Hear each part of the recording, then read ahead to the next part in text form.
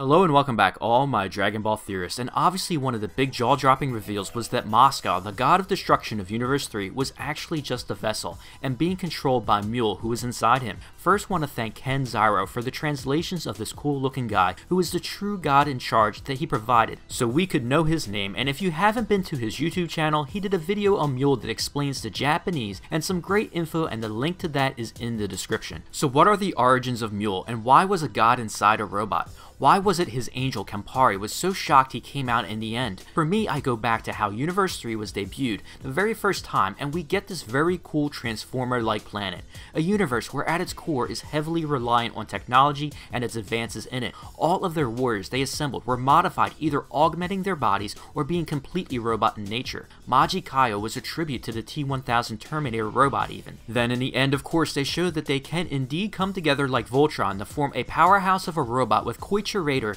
and take it to another level with Aniraza. This wouldn't be able to be achieved without a scientist and great minds like Dr. Paparoni, who was in control of these robots, and Moscow, who was in communication with him, orchestrating orders for him to fulfill. Dr. Paparoni isn't a robot, but a scientist, and proud of his greatest creations, except like most scientists, they want to become one with their work, and why in the end he risked his life to fuse into Aniraza to save Universe 3. I think something that is key here is Dr. Paparoni's role in all of this, not to mention Koichi Raider looks just like Moscow. So when you think about it like this, in the future, if Mule were to step down, a fitting replacement would be a scientist like Dr. Paparoni as God of Destruction. He would then modify a robot to perfection to live in as a vessel just like Mule did. We don't know for a fact how long Mule was inside Moscow or how he became a god of Universe 3, except the reveal from Campari at the end was very telling, and it seemed as if this was the very first time seeing Mule. So it is likely that long ago Mule was indeed the best scientist of Universe 3, and with his knowledge and abilities modified the perfect robot in Moscow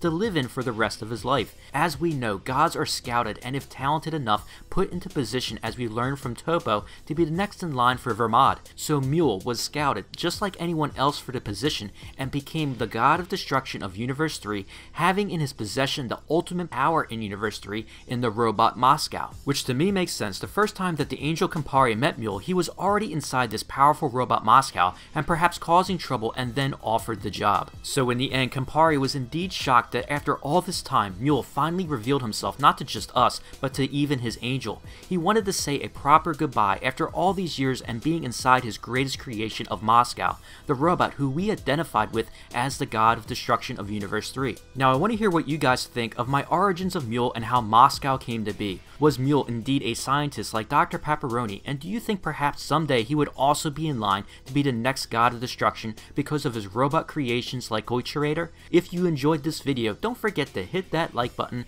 and I hope everyone is having a great holiday week, and please subscribe to support the channel and keep those theories coming.